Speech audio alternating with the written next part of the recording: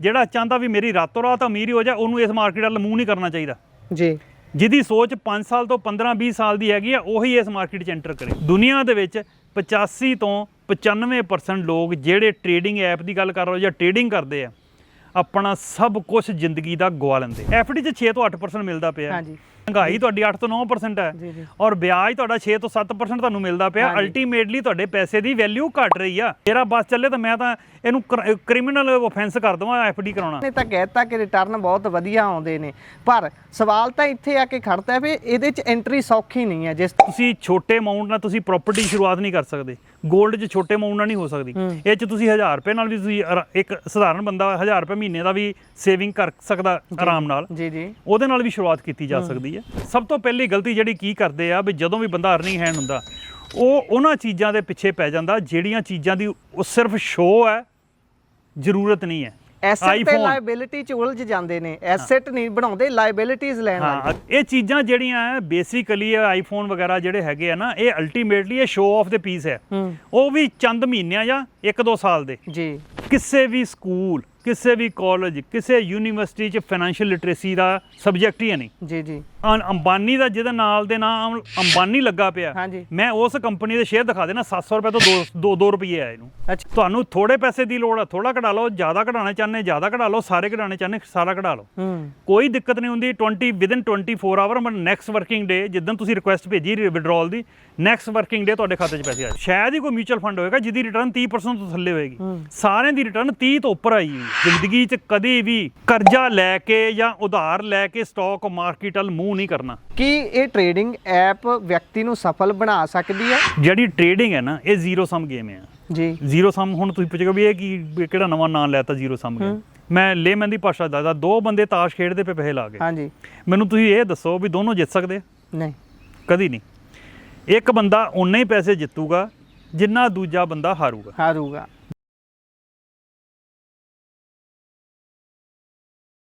ਸਤਿ ਸ਼੍ਰੀ ਅਕਾਲ ਜੀ। Punjabi radio USA, Punjabi TV USA ਵੇਖਣਾ ਤੁਸੀਂ ਸ਼ੁਰੂ ਕਰ ਚੁੱਕੇ ਹੋ। ਅੱਜ ਜਿਸ ਗੱਲਬਾਤ ਤੇ ਆਪਾਂ ਚਾਨਣਾ ਪਾਉਣਾ ਹੈ, ਜਿਸ ਮੁੱਦੇ ਨੂੰ ਅਸੀਂ ਛੂਹਣਾ ਹੈ, ਉਸ ਮੁੱਦੇ ਨੂੰ ਖਾਸ ਤੌਰ ਤੇ ਪੰਜਾਬ ਦੀ ਗੱਲ ਕਰੀਏ ਤਾਂ ਇੱਕ ਤਰੀਕੇ ਨਾਲ ਇੰਨਾ ਬਦਨਾਮ ਕੀਤਾ ਹੋਇਆ ਹੈ ਕਿ ਇਸ ਨੂੰ ਟੱਚ ਕਰਨ ਲੱਗਿਆਂ ਵੀ ਜਦੋਂ ਕੋਈ ਕਿਸੇ ਨਾਲ ਵਿਅਕਤੀ ਗੱਲ ਕਰਦਾ ਹੈ ਤਾਂ ਮੂਹਰਿਓਂ ਇਹੀ ਜਵਾਬ ਆਉਂਦਾ ਹੈ, ਭਾਈ ਇਸ ਕੰਮ ਨੂੰ ਹੱਥ ਜੋੜ ਦੇ, ਇਹਦੇ ਵਿੱਚ ਤੇਰਾ ਕੁਝ ਨਹੀਂ ਬਣਨਾ, ਇਹ ਵੱਡੇ ਤਨਾੜਾਂ ਦੀ ਖੇਡ ਹੈ। ਗੱਲ ਸਟਾਕ ਮਾਰਕੀਟ ਦੀ ਕਰ ਰਹੇ ਹਾਂ। ਇਸ ਸਟਾਕ ਮਾਰਕੀਟ ਦੇ ਵਿੱਚ ਕਿਵੇਂ ਸਾਰਾ ਕੁਝ ਚੱਲਦਾ ਹੈ ਤੇ ਇਸ ਵਿੱਚ ਇੱਕ ਆਮ ਵਿਅਕਤੀ ਕਿਵੇਂ ਪ੍ਰਭਾਵਿਤ ਹੁੰਦਾ ਹੈ, ਜਿਹੜਾ ਵਿਅਕਤੀ ਰੇਹੜੀ ਫੜੀ ਤੇ ਕੰਮ ਸਮਾਨ ਵੇਚ ਰਿਹਾ ਹੈ ਉਹ ਕਿਵੇਂ ਪ੍ਰਭਾਵਿਤ ਹੁੰਦਾ ਹੈ ਜਾਂ ਉਹ ਇਸ ਦਾ ਲਾਹਾ ਕਿਵੇਂ ਲੈ ਸਕਦਾ ਹੈ, ਉਹ ਗੱਲਬਾਤ ਕਰਾਂਗੇ ਤਾਂ ਕਿ ਬਿਲਕੁਲ ਆਮ ਸਧਾਰਨ ਜਿਹੜੀ ਵਿਊਅਰਸ਼ਿਪ ਹੈ, ਆਡੀਅנס ਦੇਖ ਰਹੀ ਹੈ, ਉਸ ਨੂੰ ਘੱਟੋ ਘੱਟ ਸਮਝ ਲੱਗੇ ਕਿ ਭਾਈ ਇਹ ਤੁਹਾਡੇ ਬੱਸੋਂ ਬਾਹਰ ਦੀ ਗੱਲ ਨਹੀਂ ਹੈ, ਤੁਸੀਂ ਵੀ ਇਸ ਦੇ ਵਿੱਚ ਆਪਣੀ ਕਿਸਮਤ ਅਜਮਾ ਸਕਦੇ ਹੋ। ਜਾਂ ਕਿਸਮਤ ਸ਼ਬਦ ਹੋਰ ਹੋ ਜਾਂਦਾ ਹੈ ਜੇ ਕਹਿ ਲਈਏ ਵੀ ਉਹ ਵੀ ਆਪਣਾ ਹੱਥ ਅਜਮਾ ਸਕਦੇ ਨੇ। ਇਹ ਸਾਰੇ ਦੇ ਲਈ ਗੱਲਬਾਤ ਜੇ ਕਰਨੀ ਹੋਵੇ ਤਾਂ ਫਿਰ ਕਿਸੇ ਅਜਿਹੇ ਵਿਅਕਤੀ ਨਾਲ ਹੀ ਕਰਨੀ ਚਾਹੀਦੀ ਹੈ ਜਿਹੜਾ ਉਸ ਦੇ ਵਿੱਚ ਪਰਪੱਕ ਹੋਵੇ, ਪਿਛਲੇ ਲੰਬੇ ਸਮੇਂ ਤੋਂ ਇਸ ਕਿੱਤੇ ਦੇ ਵਿੱਚ ਲੱਗਿਆ ਹੋਵੇ ਤੇ ਉਸ ਦੇ ਕੋਲ ਭਰਪੂਰ ਤਜਰਬਾ ਹੋਵੇ। ਇਹ ਸਾਰੇ ਦੇ ਬਾਬਤ ਅੱਜ ਗੱਲਬਾਤ ਕਰਨ ਦੇ ਲਈ ਹੁਸ਼ਿਆਰਪੁਰ ਦੇ ਵਿੱਚ ਬੈਠੇ ਹੋਏ ਆ। ਸਚਦੇਵਾ ਸਟਾਕਸ ਦੇ ਬਿਲਕੁਲ ਸਾਹਮਣੇ, ਅੰਪਾਇਰ ਦੇ ਸਾਹਮਣੇ ਇਸ ਸਮੇਂ ਲਾਉਣ ਦੇ ਵਿੱਚ ਬੈਠੇ ਹੋਏ ਆ। ਮੇਰੇ ਨਾਲ ਪਰਮਜੀਤ ਸਿੰਘ ਸਚਦੇਵਾ ਜੀ ਮੌਜੂਦ ਨੇ, ਉਹਨਾਂ ਦਾ ਸਵਾਗਤ ਕਰਕੇ ਸਾਂਝ ਪਾਉਂਦੇ ਆ। ਸਤਿ ਸ਼੍ਰੀ ਅਕਾਲ। ਸਤਿ ਸ਼੍ਰੀ ਅਕਾਲ ਜੀ। ਸਾਰੇ ਰੇਡੀਓ ਪੰਜਾਬੀ USA ਦੇ ਦਰਸ਼ਕਾਂ ਨੂੰ ਬਹੁਤ ਪਿਆਰ ਭਰੀ ਸਤਿ ਸ਼੍ਰੀ ਅਕਾਲ ਜੀ। ਸੋ ਜਿਸ ਤਰੀਕੇ ਨਾਲ ਮੈਂ ਸ਼ੁਰੂਆਤ 'ਚ ਗੱਲ ਕੀਤੀ ਆ ਕਿ ਇਹ ਜਿਹੜੀ ਸਟਾਕ ਮਾਰਕੀਟ ਹੈ ਇਹਨੂੰ ਪੰਜਾਬ 'ਚ ਜਾਂ ਤੁਸੀਂ ਦੱਸ ਸਕਦੇ ਹੋ ਪੰਜਾਬ ਤੋਂ ਬਾਹਰ ਵੀ ਇਹ ਹੈ ਮਾਹੌਲ ਜਾਂ ਨਹੀਂ, ਕਿ ਭੰਡਿਆ ਬਹੁਤ ਬੁਰੇ ਤਰੀਕੇ ਨਾਲ ਜਾਂਦਾ। ਜੇ ਕੋਈ ਆਮ ਵਿਅਕਤੀ ਇਹਦੀ ਗੱਲ ਕਰਦਾ ਨਾ ਮੈਂ ਸਟਾਕ ਮਾਰਕੀਟ 'ਚ ਪੈਸੇ ਲਾਉਣੇ ਨੇ ਤਾਂ ਬਹੁਤ ਕਹਿ ਲਈਏ ਵੀ ਇੱਕ ਬੁਰੇ ਤਰੀਕੇ ਨਾਲ ਟਰੀਟ ਕੀਤਾ ਜਾਂਦਾ ਵੀ ਭਾਈ ਇਹ ਕੰਮ ਨਾ ਕਰੀ, ਤੂੰ ਵੈਸੇ ਬੈਂਕ 'ਚ ਪਾ ਦੇ ਪੈਸੇ ਜਾਂ ਤੇਰੇ ਤੋਂ ਨਹੀਂ ਪਚਦੇ ਤੂੰ FD ਕਰਾ ਦੇ। ਸਧਾਰਨ ਭਾਸ਼ਾ 'ਚ ਜੇ ਸਮਝਾਉਣਾ ਹੋਵੇ ਤਾਂ ਤੁਸੀਂ ਕੀ ਕਹਿਣਾ ਚਾਹੋਗੇ ਉਹਨਾਂ ਲੋਕਾਂ ਦੇ ਲਈ ਜਿਹੜੇ ਇਸ ਨੂੰ ਬਹੁਤ ਬੁਰਾ ਮੰਨਦੇ ਨੇ? ਸਭ ਤੋਂ ਪਹਿਲਾਂ ਤਾਂ ਮੈਂ ਵਧਾਈ ਦਿੰਦਾ ਇਸ ਗੱਲ ਦੀ ਵੀ ਤੂੰ ਜਿਸ ਤਰੀਕੇ ਨਾਲ ਸਟਾਕ ਮਾਰਕੀਟ ਦੀ ਆਮ ਬੰਦੇ ਦੀ ਜਿਹੜੀ ਨਬਜ਼ ਹੈ ਨਾ, ਉਹਨੂੰ ਕੁਝ ਲਾਈਨਾਂ ਦੇ ਵਿੱਚ ਜਿਹੜਾ ਬਿਆਨ ਕੀਤਾ ਉਹ ਵਾਕਈ ਕਾਬਿਲ ਤਾਰੀਫ ਆ। ਸ਼ੁਕਰੀਆ। ਤੇ ਤੁਸੀਂ ਜਿਹੜੀ ਗੱਲ ਕੀਤੀ ਆ ਵੀ ਸਟਾਕ ਮਾਰਕੀਟ ਹੈ ਕੀ ਆ ਆਮ ਸਧਾਰਨ ਬੰਦੇ ਨੂੰ, ਦੇਖੋ ਹਰ ਕੋਈ ਬੰਦਾ ਜਦੋਂ ਅਰਨਿੰਗ ਹੈਂਡ ਹੁੰਦਾ ਉਹ ਆਪਣੇ ਬੱਚਿਆਂ ਵਾਸਤੇ, ਆਪਣੇ ਭਵਿੱਖ ਵਾਸਤੇ ਕੁਛ ਨਾ ਕੁਛ ਰੱਖਦਾ ਐਮਰਜੈਂਸੀ ਵਾਸਤੇ, ਮੇਰੇ ਕੋਲ ਕੁਛ ਸੇਵਿੰਗ ਹੋਣ ਵੀ ਖੁਦਾ ਨਾ ਖਾਸਤਾ ਜਦੋਂ ਕੱਲ੍ਹ ਨੂੰ ਮੈਨੂੰ ਕੋਈ ਲੋੜ ਪਏ ਕਿਸੇ ਚੀਜ਼ ਦੀ, ਜਾਂ ਮੈਂ ਬੱਚਿਆਂ ਨੂੰ ਜਦੋਂ ਸੈਟਲ ਕਰਨਾ, ਉਹਨਾਂ ਦੀ ਸ਼ਾਦੀ ਵਿਆਹ ਕਰਨੀ ਆ, ਤਾਂ ਮੇਰੇ ਕੋਲ ਕੁਛ ਨਾ ਕੁਛ, ਮੇਰੇ ਕੋਲ ਕੁਛ ਕੁਸ਼ਨ ਹੋਏ ਇਸ ਚੀਜ਼ ਦਾ ਵੀ ਮੈਂ ਆਪਣੇ ਆਪ ਨੂੰ ਸੇਫ ਮਹਿਸੂਸ ਕਰਾਂ ਜੀ। ਤਾਂ ਉਹਦੇ ਕੋਲ ਲੈ ਦੇ ਕੇ 2-3 ਤਰੀਕੇ ਰਹਿ ਜਾਂਦੇ ਆ। ਪਹਿਲੀ ਗੱਲ, ਉਹ ਕੀ ਕਰਦਾ, ਬੈਂਕ 'ਚ FD ਕਰਾ ਲੈਂਦਾ ਜੀ, ਜਾਂ ਡਾਕਖਾਨੇ 'ਚ FD ਕਰਾ ਲੂਗਾ, ਜੀ, ਠੀਕ ਹੈ ਨਾ, ਜਾਂ ਉਹ ਕੀ ਕਰਦਾ, ਸੋਨਾ ਰੱਖ ਲੂਗਾ, ਲੈ ਲੂਗਾ। ਇਹੀ 2-3 ਪਸੰਦੀਦਾ ਤਰੀਕੇ ਨੇ। ਤਿੰਨ ਚਾਰ ਤਰੀਕੇ ਹੀ ਹੈਗੇ, ਮੈਂ ਆਪਸ਼ਨ ਹੀ ਟੋਟਲ 4 ਨੇ। ਜੀ ਜੀ ਜੀ। ਇੱਕ ਤਾਂ ਇਹ ਹੋ ਗਈ, ਦੂਸਰੀ ਸੋਨੇ ਦੀ ਹੋ ਗਈ, ਤੀਸਰੀ ਹੋ ਗਈ ਉਹ ਕਹਿੰਦਾ ਜੀ ਪ੍ਰਾਪਰਟੀ ਦੀ ਵੀ ਹੋ ਸਕਦੀ ਹੈ, ਰੀਅਲ ਏਸਟੇਟ 'ਚ ਚਲੇ, ਰੀਅਲ ਏਸਟੇਟ ਚਲੇ ਗਿਆ, ਜਾਂ ਇੱਕ ਹੋ ਗਿਆ ਸਟਾਕ ਮਾਰਕੀਟ। ਹੁਣ 4 ਚੀਜ਼ਾਂ ਬਣੀਆਂ ਟੋਟਲ, ਵਿੱਚੋਂ ਮੈਂ ਰੀਅਲ ਏਸਟੇਟ ਦੀ ਬਹੁਤੀ ਗੱਲ ਨਹੀਂ ਕਰੂੰਗਾ, ਕਿਉਂਕਿ ਰੀਅਲ ਏਸਟੇਟ ਵਾਸਤੇ ਇੱਕ ਤਾਂ ਐਂਟਰੀ ਬੈਰੀਅਰ ਬਹੁਤ ਵੱਡਾ ਆ ਜੀ। ਹਰ ਇੱਕ ਬੰਦੇ ਦੇ, ਜਿਹੜਾ ਸਧਾਰਨ ਬੰਦਾ ਸੈਲਰੀ ਕਲਾਸ ਹੈ, ਉਹਦੇ ਕੋਲ ਇੰਨਾ ਸਰਮਾਇਆ ਨਹੀਂ ਹੁੰਦਾ ਕਿ ਉਹ ਵੱਡੀ ਸਾਰੀ ਕੋਈ ਜਗ੍ਹਾ ਲੈ ਕੇ ਜਾਂ ਪ੍ਰੋਪਰਟੀ ਲੈ ਕੇ ਉਹ ਤੋਂ ਕੋਈ ਰੈਂਟਲ ਇਨਕਮ ਬਣਾ ਸਕੇ। ਆਪਾਂ ਲੈਣ ਜਾਓਗੇ ਪ੍ਰੋਪਰਟੀ ਤਾਂ ਟਾਈਮ ਸਿਰ ਜਾਂ ਅੱਛੀ ਚੀਜ਼ ਮਿਲਦੀ ਨਹੀਂ, ਤੁਹਾਨੂੰ ਐਮਰਜੈਂਸੀ ਕਦੀ ਪੈਸੇ ਦੀ ਲੋੜ ਪੈ ਗਈ, ਤੁਸੀਂ ਵੇਚਣ ਜਾਓਗੇ ਟਾਈਮ ਸਿਰ ਉਹ ਵਿਕਣੀ ਨਹੀਂ ਜੀ।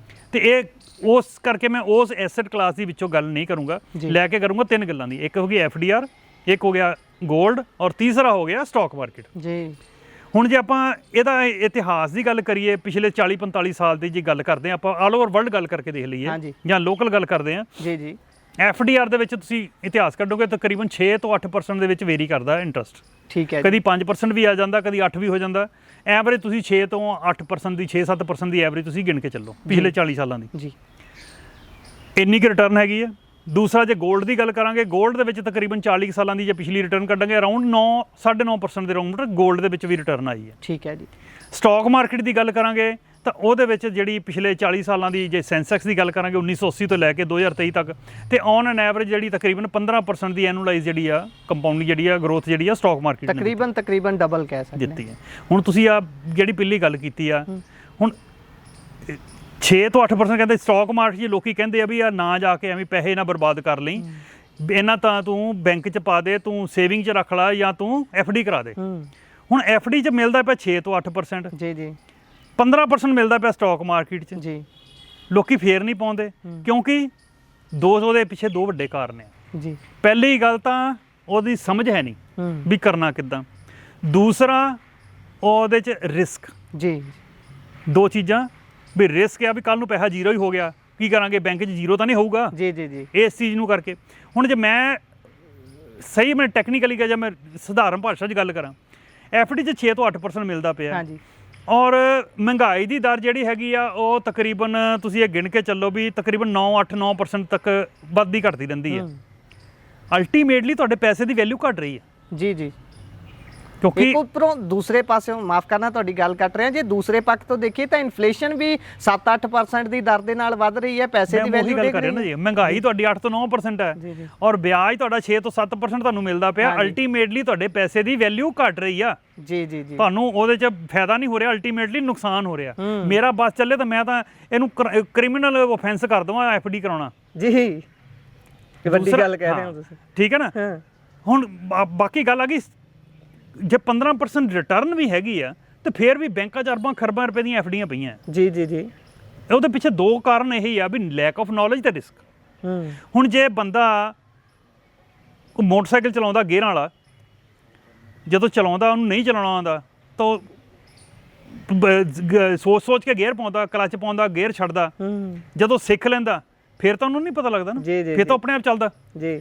ਬੇਸਿਕਲੀ ਕੋਈ ਵੀ ਚੀਜ਼ ਜਿਹੜੀ ਨਹੀਂ ਆਉਂਦੀ, ਜਿਹਦੀ ਨੌਲੇਜ ਨਹੀਂ ਹੈਗੀ, ਤੇ ਜਦੋਂ ਆਪਾਂ ਉਹਨੂੰ ਚਲਾਵਾਂਗੇ ਤੇ ਸਾਨੂੰ ਰਿਸਕ ਰਹੇਗਾ।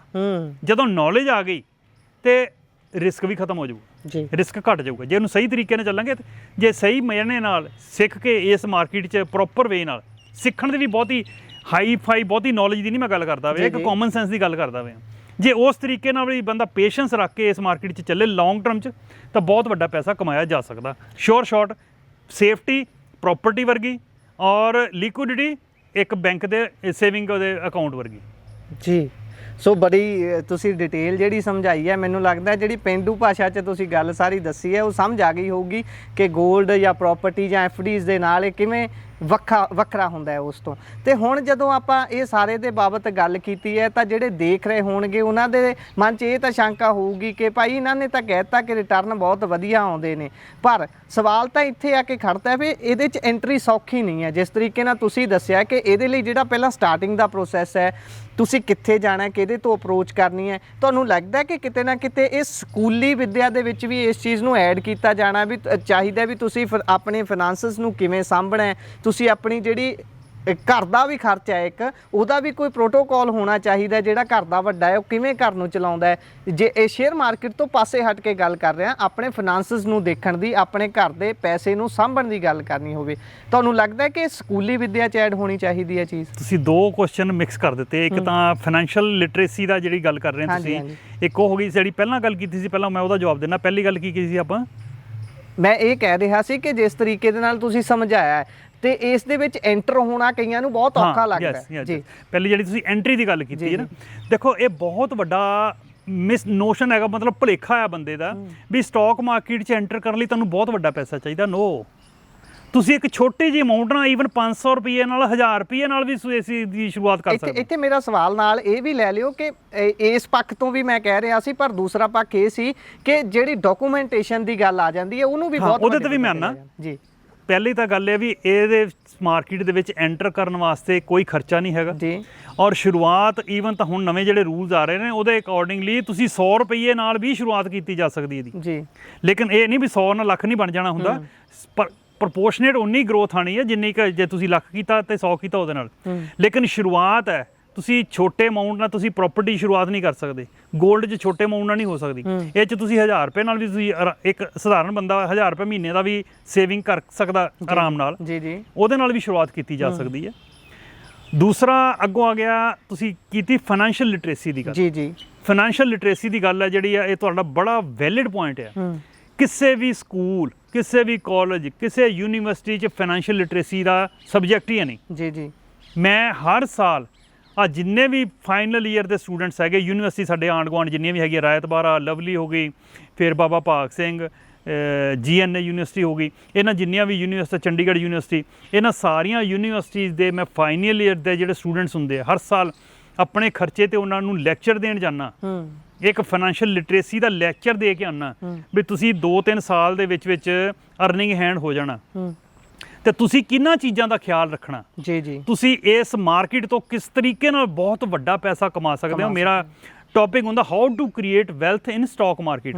ਇਸ ਵਿਸ਼ੇ ਦੇ ਉੱਤੇ ਉਹਨਾਂ ਨੂੰ ਮੈਂ ਲੈਕਚਰ ਦੇ ਕੇ ਜਾਣਾ ਵੀ ਕਿਸ ਤਰੀਕੇ ਨਾਲ ਤੁਸੀਂ ਸ਼ੁਰੂਆਤ ਕਰਨੀ ਹੈ, ਔਰ ਫਾਈਨੈਂਸ਼ੀਅਲ ਲਿਟਰੇਸੀ ਦੱਸ ਕੇ ਜਾਣਾ ਉਹਨਾਂ ਨੂੰ ਵੀ ਜਦੋਂ ਤੁਹਾਨੂੰ ਤਨਖਾਹ ਮਿਲਣੀ ਹੈ, ਤੁਸੀਂ ਅਰਨਿੰਗ ਹੈਂਡ ਹੋਣਾ, ਤੁਸੀਂ ਕੀ ਕਰਨਾ ਤੇ ਕੀ ਨਹੀਂ ਕਰਨਾ, ਉਹ ਬਹੁਤ ਜ਼ਿਆਦਾ ਜ਼ਰੂਰੀ ਹੈ ਜੀ। ਸਭ ਤੋਂ ਪਹਿਲੀ ਗਲਤੀ ਜਿਹੜੀ ਕੀ ਕਰਦੇ ਆ ਵੀ ਜਦੋਂ ਵੀ ਬੰਦਾ ਅਰਨਿੰਗ ਹੈਂਡ ਹੁੰਦਾ ਉਹ ਉਹਨਾਂ ਚੀਜ਼ਾਂ ਦੇ ਪਿੱਛੇ ਪੈ ਜਾਂਦਾ ਜਿਹੜੀਆਂ ਚੀਜ਼ਾਂ ਦੀ ਉਹ ਸਿਰਫ ਸ਼ੋਅ ਹੈ, ਜ਼ਰੂਰਤ ਨਹੀਂ ਹੈ। ਐਸੈਟ ਤੇ ਲਾਇਬਿਲਿਟੀ ਚ ਉਲਝ ਜਾਂਦੇ ਨੇ, ਐਸੈਟ ਨਹੀਂ ਬਣਾਉਂਦੇ, ਲਾਇਬਿਲਿਟੀਜ਼ ਲੈਣ ਲੱਗ ਜਾਂਦੇ। ਐਗਜ਼ੈਕਟਲੀ। ਦੋ ਜਿਹੜੀ ਹੈ ਨਾ, ਆਈਫੋਨ ਲੈ ਲੈਣਗੇ, ਬੁਲਟ ਲੈ ਲਊਗੇ, ਮਤਲਬ ਉਹਨਾਂ ਚੀਜ਼ਾਂ ਤੇ ਫੋਕਸ ਹੋਊਗਾ। ਥੋੜੀ ਹੋਰ ਤਨਖਾਹ ਵੱਧ ਗਈ ਤਾਂ ਗੱਡੀ ਲੈ ਲਊਗੇ, ਹੋਰ ਵੱਧ ਗਈ ਤਾਂ ਵੱਡਾ ਘਰ ਲੈ ਲਊਗੇ। ਇਹ ਚੀਜ਼ਾਂ ਜਿਹੜੀਆਂ ਬੇਸਿਕਲੀ ਆਈਫੋਨ ਵਗੈਰਾ ਜਿਹੜੇ ਹੈਗੇ ਆ ਨਾ, ਇਹ ਅਲਟੀਮੇਟਲੀ ਇਹ ਸ਼ੋਅ ਆਫ ਦੇ ਪੀਸ ਹੈ। ਉਹ ਵੀ ਚੰਦ ਮਹੀਨਿਆਂ ਜਾਂ 1-2 ਸਾਲ ਦੇ ਜੀ, ਉਸ ਤੋਂ ਬਾਅਦ ਉਹਦੀ ਵੈਲਿਊ ਖਤਮ। ਲੇਕਿਨ ਮੈਂ ਇਹ ਕਹਿਣਾ ਸਟੂਡੈਂਟਸ ਨੂੰ ਵੀ ਇਹੀ ਕਹਿਣਾ, ਇਹੀ ਗਾਈਡ ਕਰਦਾ ਵੀ ਲਿਟਰੇਸੀ ਵੀ ਤੁਸੀਂ ਇਹ ਪੈਸਾ ਇੱਥੇ ਬਰਬਾਦ ਨਹੀਂ ਕਰਨਾ। ਤੁਸੀਂ ਇਨੀਸ਼ੀਅਲ ਤੁਹਾਡਾ ਜਦੋਂ ਪੀਰੀਅਡ ਬਹੁਤ ਜ਼ਿਆਦਾ ਕਰੂਸ਼ਲ ਹੁੰਦਾ ਜੀ। ਅਜੇ ਤੁਸੀਂ ਅਰਨਿੰਗ ਐਂਡ ਹੋ ਰਹੇ ਹੋ, ਤੁਹਾਡੇ ਸਿਰ ਤੇ ਕੋਈ ਲੰਬੀ ਚੌੜੀ ਲਾਇਬਿਲਿਟੀ ਨਹੀਂ ਹੈਗੀ, ਤੁਹਾਡੀ ਮੈਰਿਜ ਨਹੀਂ ਹੋਈ, ਬੱਚੇ ਨਹੀਂ ਹੈਗੇ, ਤੁਸੀਂ ਪੇਰੈਂਟਸ ਨਾਲ ਰਹਿ ਰਹੇ ਹੋ, ਤੁਹਾਡੇ ਸਿਰ ਤੇ ਬਹੁਤਾ ਖਰਚਾ ਨਹੀਂ ਹੈਗਾ ਜੀ।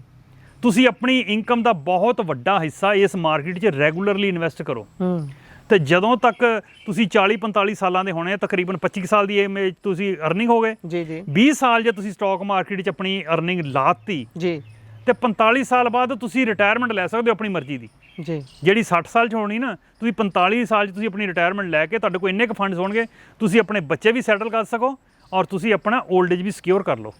ਇਹ ਇਸ ਮਾਰਕੀਟ ਦੇ ਥਰੂ ਹੀ ਪੋਸੀਬਲ ਹੈ। ਜੀ ਇਹ ਜਿਹੜੀ ਲਿਟਰੇਸੀ ਦੀ ਤੁਸੀਂ ਗੱਲ ਕੀਤੀ ਹੈ, ਇਸੇ ਚੀਜ਼ ਦੀ ਮਾਰ ਹੈ ਭਾਰਤ ਦੇ ਵਿੱਚ ਕਿ ਭਾਰਤ ਦਾ ਅੰਕੜਾ ਇੰਨਾ ਛੋਟਾ ਹੈ ਇਨਵੈਸਟਮੈਂਟ ਕਰਨ ਦੇ ਮਾਮਲੇ 'ਚ, ਇੰਨੀ ਜ਼ਿਆਦਾ ਵਸੋਂ ਹੋਣ ਦੇ ਬਾਵਜੂਦ ਵੀ। ਪਰ ਅਮਰੀਕਾ ਦੇ ਵੱਲ ਜਦੋਂ ਦੇਖਦੇ ਹਾਂ ਤਾਂ ਉੱਥੇ ਵੱਡੀ ਗਿਣਤੀ ਲੋਕ ਇਸ ਚੀਜ਼ ਤੇ ਡਿਪੈਂਡ ਨੇ। ਤਾਂ ਮੈਂ ਅੰਕੜਾ ਤਾਂ ਹੁਣ ਰੀਕਾਲ ਨਹੀਂ ਕਰ ਪਾ ਰਿਹਾ, ਪਰ ਬਹੁਤ ਵੱਡਾ ਹੈ। ਜਿਸ ਤਰੀਕੇ ਨਾਲ ਤੁਸੀਂ ਗੱਲ ਐਸੈਟ ਤੇ ਲਾਇਬਿਲਿਟੀਜ਼ ਦੀ ਕੀਤੀ ਹੈ ਕਿ ਅਸੀਂ ਖਾਸ ਤੌਰ ਤੇ ਕਿੱਧਰ ਨੂੰ ਵੱਧ ਭੱਜਦੇ ਹਾਂ, ਉਹਦੇ 'ਚ ਗੱਲ ਤਾਂ ਤੁਸੀਂ ਬਹੁਤ ਸੋਹਣੀ ਕੀਤੀ ਹੈ। ਪਰ ਮੈਂ ਇੱਥੇ ਥੋੜ੍ਹਾ ਜਿਹਾ ਮੁੱਦੇ ਤੋਂ ਪਰੇ ਚੱਲ ਜਾਂਗੇ। ਸਾਡੇ ਪੰਜਾਬ ਦੇ ਵਿੱਚ ਆਏ ਦਿਨ ਕਰਜ਼ੇ ਪੱਖੋਂ ਕਿੰਨੀਆਂ ਖੁਦਕੁਸ਼ੀਆਂ ਹੁੰਦੀਆਂ ਨੇ। ਨੌਜਵਾਨ ਕਿਸਾਨ ਆਏ ਦਿਨ ਖੁਦਕੁਸ਼ੀ ਕਰਦਾ ਹੈ।